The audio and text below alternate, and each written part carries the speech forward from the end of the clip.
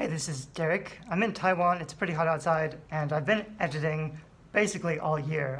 I don't know if you know, but I've been working with a bunch of co-writers, so we're putting out a lot more content, and I'm kind of in charge of product development, outlining, but also the editing. So I'm going to talk today about fixing a broken scene or a boring scene. This is basically the process I've been going through step by step over and over again for months, and it gets really tedious. And I saw someone post in my guerrilla publishing group a question about, I think it was like, what do you do when your first draft sucks or something like that, which is pretty common when you first finish a book and you have a rough draft. You're excited that you finished it, but then when you go back and look at it, you're insecure because you feel like the quality is not there yet, or it may not be there yet. And some people may not be, like, you need to be at a certain point to recognize that the quality is not there. So a lot of first-time authors, they just think it's great and they send it straight to an editor. And that can work for some people. If you write by the seat of your pants, if you're a pantser, if you've written a really tight urban fantasy with tons of natural dripping conflict, sexual tension, story development, like if a lot of stuff happens really quickly, that can be enough. And I have friends who just write a first rough draft and send it to an editor and publish it, and it's good. It makes a lot of money. It's possible to do, but unlikely. And if you're more of a beginner author, or you're starting off, or if you're more like me, where you're more of a plotter, then it's probably going to need some pretty heavy revision. So I don't like actually to say that I'm editing. I have like a 3-step editing process. So the comment that I made on this post on my Facebook group was something like, the first draft is always shit. That's just to get the story down. The second draft, you fix what actually happens. You fill in the plot holes, you make it better. And then the third draft is actually the polishing, the editing, the proofreading. I would actually say proofreading is like a final fourth draft thing. So this is what the process looks like for me. I'm doing book 2 of a series. Book 1 was really hard to edit. It took me a lot longer than expected. I'm really worried about book 3 because it's going to need even more work. I thought book 2 would really be faster, and it isn't. It's taking me like all day, every day for a week. So it can be really exhausting because there's a lot of work to be done. And I also feel like, does this even matter? Is this book really going to earn as much as the time investment that I'm putting into it? And that's something you can do. I mean, we've done a lot of research. We know that we have good covers. We know that we're hitting the genres pretty hard. I also know that it's not quite as good. I don't want to actually say that. It's different than the stuff that's selling really well. So the stuff this is a paranormal magic fantasy academy type thing. Academies are really hot right now, but most of the academies are more new adult urban fantasy. So there's a lot of reverse harem, which is one girl with like 5 sexy shifters or something, or angel protectors or whatever. So there's a little bit more heat, a little bit more romance, and probably a lot more action. My books tend to be slower to unfold.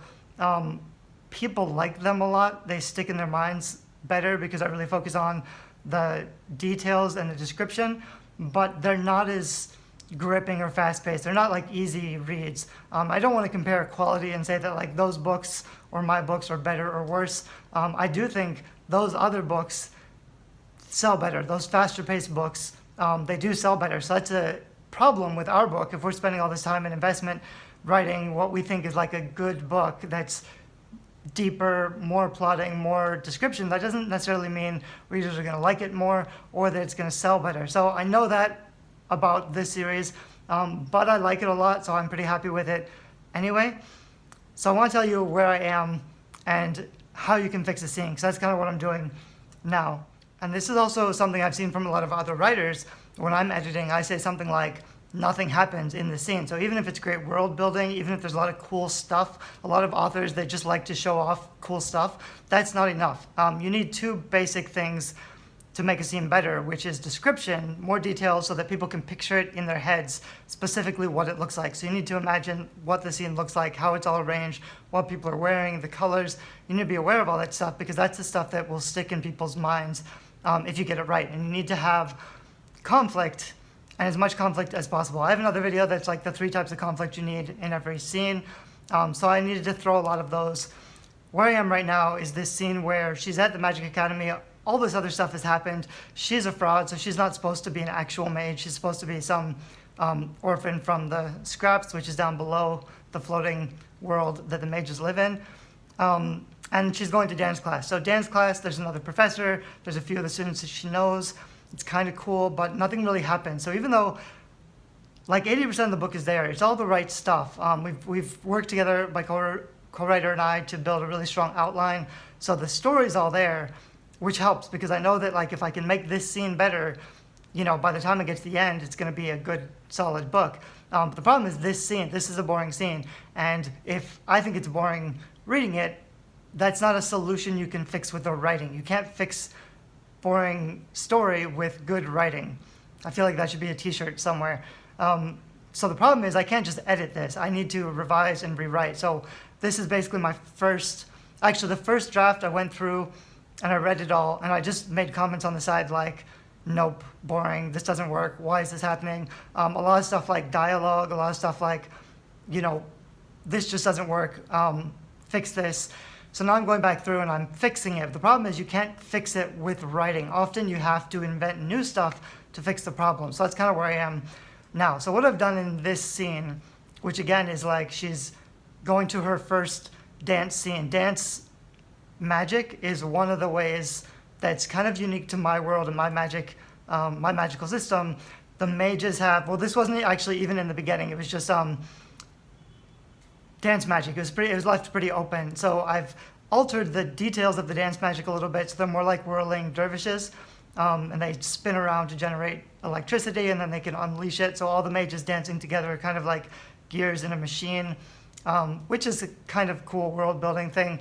But still, like, I also added some details like there's a vase of roses in the middle and they can like bloom the roses by the magic that they're spinning. So it's a little bit more, there's an effect to what they're attempting to do. And it's more like Tai Chi where they have to like hold very specific hand poses or arm poses. A little bit like The Magicians, if you watch The Magicians TV show, where the magic is made by precise finger movements. Anyway, so I have that set up. That makes the scene a little bit more interesting to look at, but it's not enough to add description. I needed to add more conflict. So in the first version of the scene, she meets her friends, she learns the dance, but she's pretty happy with everything. She's like, this is a class I can really do well at. This is pretty cool and fun. In the next scene, or the next chapter, she's going to go and have a picnic with the prince and have a kiss, and then the demon's going to attack. So it's fine sometimes to have like a soft, happy chapter before a serious, dark, violent chapter. That's pretty good to have that alternation, but you don't want a soft, happy chapter where just nothing happens, where there's no conflict. So I introduced, I think, 5 different points of conflict in this one scene. And by scene, my chapters tend to be around 3,000 words, so I like to have 2 main scenes in every chapter if I can, which is about 1,500 words, and then have a divider in the middle. And it's really important that every scene, so the first scene in a chapter and then the second scene in a chapter, both end on a hook or a cliffhanger. And what that means usually is whenever you introduce the change, the new information, the shock, the event, whatever happens, it's all build up until the thing happens and something should happen, and then it changes everything.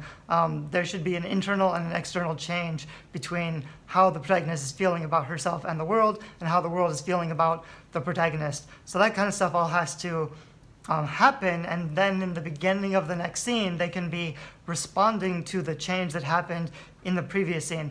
What you don't want to do, and what this book had done previously, was kind of just run together. So like it's a nice, happy dancing class, and then she goes and meets the prince, and then they go have a picnic, but it kind of all just runs together because there's not a thing that happens. There's not a big significant change. So the 5 things that I changed to improve this scene, the first one was the dress. I was thinking about what dress she's going to wear.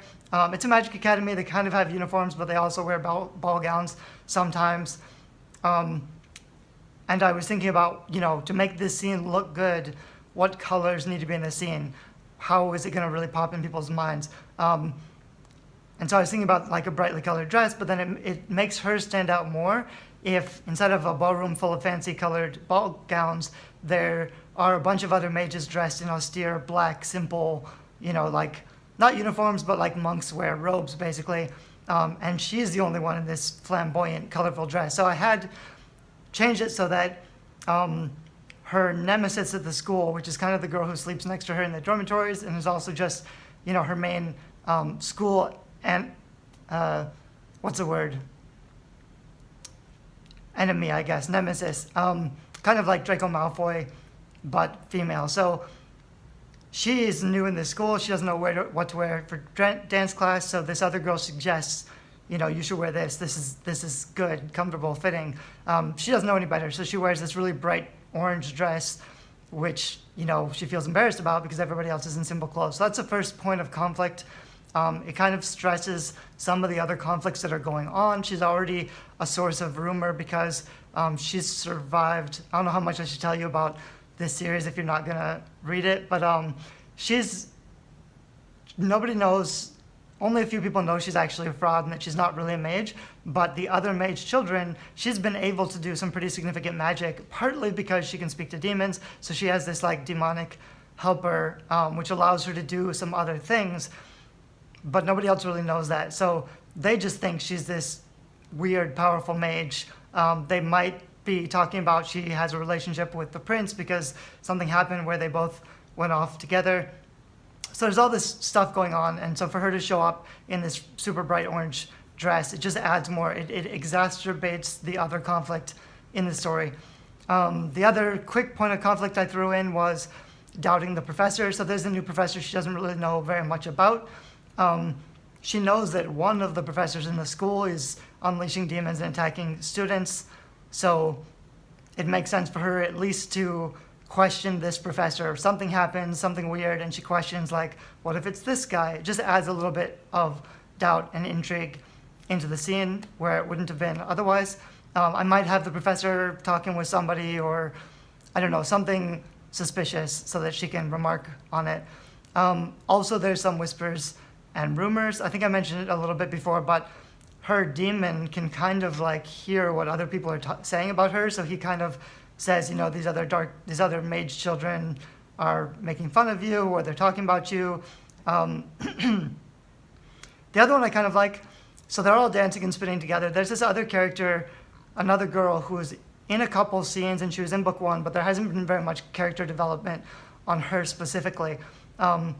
So I made her a little bit more tomboyish, and I think I'm going to have a scene where she kind of hits on my main protagonist a little bit. I haven't really decided if she's gay or gender fluid. I don't think I have any gay characters in book 1, which is probably an oversight, but I don't believe in, stuffing the token gay character into the story if it's not necessary. It needs to be a real developed character with its own story arc, a real person, not just a token gay character. I know at least that much. But I do think it's really strong for this specific character. When they're all dancing together, she kind of sweeps in and cuts off, and my protagonist doesn't really know any better.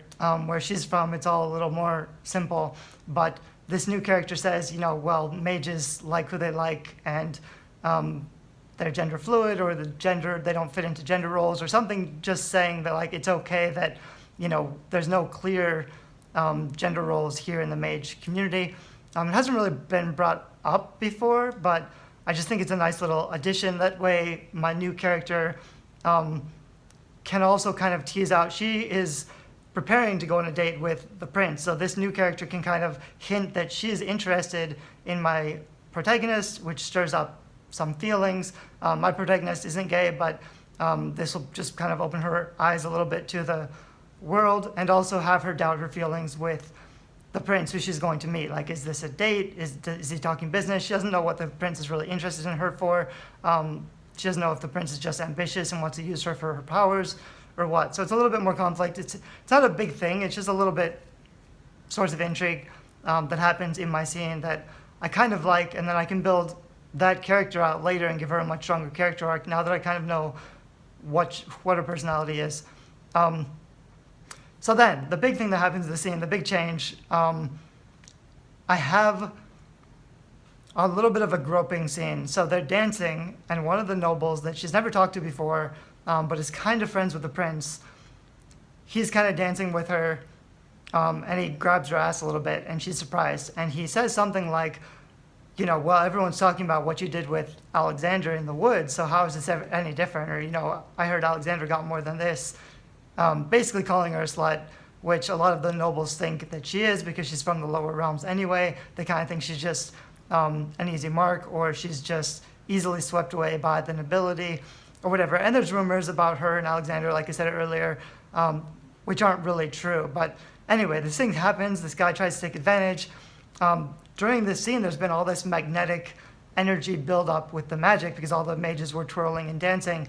And so she kind of erupts in her anger and flails out and sends this energy beam, kicks this guy's ass, basically knocks him back against the wall. I don't know. It's a pretty neat scene. Something happens. It's not terribly violent or dangerous. It's not a demon attack. It's not really connected to the main conflict of the story, like the main antagonist of the story. But it is kind of important because it's also one of the first times she's used magic before, kind of accidentally, but she's always assumed that somebody else helped her to do it. She doesn't believe that she's doing it on her own because she shouldn't. There's no reason that, you know, a mage from the lower realms or a normal person from the normal realms would be able to control magic. So she's, even though in book one there was a little bit of hints that she's capable of more, this is one of the first times where she channels the magic, and it wasn't her demon, it wasn't her magic sword, her uncle cheating. So she kind of has to come to grips with, like, what am I? Who am I? How is this possible? And it also sets in motion the next scene. So rather than just like, it's a happy scene, she goes off to a happy picnic in the woods with the prince. The scene ends with, you know, emotional turmoil. She runs out of the ballroom, trips down the stairs. The prince runs after her and asks her what's wrong. She's been bullied at the school, basically. So it just starts the next scene off with a lot more action. They can discuss what happened. They can discuss where her magic comes from. There's all these secrets. She still hasn't revealed everything to the prince yet, and she's about to in this next scene. But it just kind of starts things off stronger. It is really slow and frustrating, like I mentioned earlier. Like, I knew this scene was broken, so I wanted to kind of procrastinate because I didn't know what happened, even though we have a rough draft. And the basics are basically in place. I didn't know what actually happened in the scene. If you don't know what happens next, it's very easy to procrastinate. I think that's where most writer's block actually comes from. It's that you don't know what happens next, so you can't write the story. But the only way to figure out the problem is to sit down with the scene. It's hard to do on like a book basis. This whole book is totally overwhelming because I know there's so many scenes I need to fix. But if you sit down with the one scene at a time and you think, like, what is wrong with this? How can I make it better? How can I fix the description? How can I fix the conflict? And you just don't want like paragraphs to go by of description where nothing happens. You want there to be inherent conflict in the description and in the action, so that the description and the action are just revealing new layers of conflict between the characters or the protagonist wants or dislikes or adventure, journey, anything like that. So this took a while just to, and I haven't even written it yet. All I've really done at this point is invent the solutions to the problems of the scene. And then I've had to try to go back and write little snippets. Usually what I'll do is I'll start writing in the comments. So in the comments, like where the thing should happen, I'll start mapping out the scene. It might only be a couple hundred words of dialogue or conversation. And then I'll try to move that into the main body of the manuscript. Which then, like, once I've basically kind of got an idea of what actually happens, I can usually move on.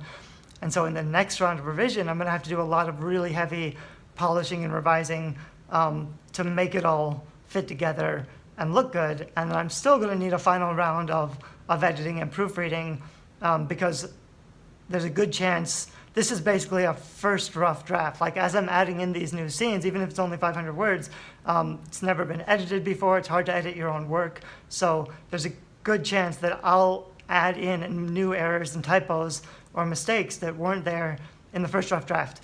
So these are all problems. It's a frustrating, complicated process.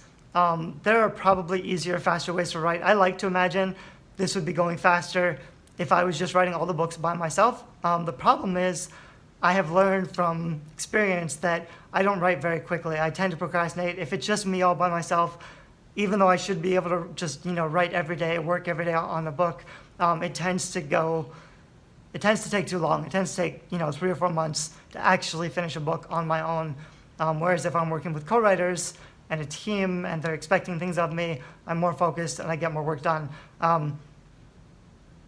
And I like it because I know the story is good. I know that if we have a strong backbone, I know that I can make these scene changes and make this a stronger scene, and it's going to fit into a really well-structured book. So the book is going to be pretty good. Whether or not that's going to sell enough to repay my time and effort investment that I'm spending on these books, that's a different matter. But once you have like a strong trilogy that you know is really good with nice covers, then you can start advertising. So I think I figured out this morning, like I might only make $1,000 per book if I just launched it as a standalone, which isn't that much money for the amount of time that I'm putting into it. But if you have a finished trilogy and you spend like $10,000 a month on advertising and you make $15,000 a month, which is possible, it's difficult, but if you have a good product, if you have a good box set trilogy with long enough words in Kindle Unlimited, these books are like 80,000 words just about, so that's quite a few words. If you can advertise your box set, which has a higher price point, you can outbid a lot of other authors who only have one standalone book. So I'm investing in the series because I know once we have a series, we may be able to profit quite a bit. Like I said, if it's 10 grand to make 15 grand, that's 5,000 a month we can make from this series, which isn't all profit. Like we've already invested a lot of money into this new endeavor that I'm trying to build up. This is going under a pen name rather than Derek Murphy. This will be under Drake Mason, and we'll feature my co-writers. The Drake Mason's kind of just like a brand title. This is a whole different thing, so I'm going to talk a little bit about marketing and release strategies and launch strategies, maybe in a next video today. I haven't made videos for a while, so I'm kind of feeling like I should. But I hope this video helped a little bit about the writing part. I don't always talk about the writing, but I think it is really important because, of course, the one thing you can really control, the marketing, the cover design can all be overwhelming, but you can fix the writing of your book. And that's actually the place where most authors screw up. I know a lot of very successful, I don't know if I should say this, I know very successful authors who are good at writing, and I know very successful authors who aren't very good at writing. It has nothing to do with what kind of books they're writing, and maybe more to do with what I define as a good book, which is a mistake. You need to be careful to focus on what readers enjoy, not what you think is good. But I will read, and for example, I tried to read a traditionally published novel this week, and I couldn't get into it because it was making a bunch of mistakes that I would normally edit out during production. It had a lot of repetition, it had a lot of backstory, stuff that I didn't think it was edited very well. And that's a major traditional published series that has been everywhere. It's been in bookstores for years. And I didn't think it was very good. So it doesn't really matter if it's that good or if it's good enough, but it needs to be up to a certain level. And what normally happens is you publish a book and readers stop reading, and you have no idea why. Because if they quit reading your book, if they don't finish reading your book, or they say something like, 2-star, I didn't get into it, I lost interest, that's not the reader's fault. That's your fault because you don't have enough conflict. Almost always, if readers get bored, you don't have enough conflict in your story. And that's really the thing you need to fix. Description helps a lot. Description is what's going to stick in their minds, but conflict is what's going to keep them reading the book. So I have some other videos on that. I hope my videos on writing are useful if you're working on fiction. I like talking about this stuff. And eventually, soonish, I'm going to start to put all these notes together into a little book, which will be called something. Maybe I'll announce it later. You can follow me on Creativity if you don't already, or sign up on my email list, or just subscribe to YouTube to stay in the loop. Thanks. Bye-bye.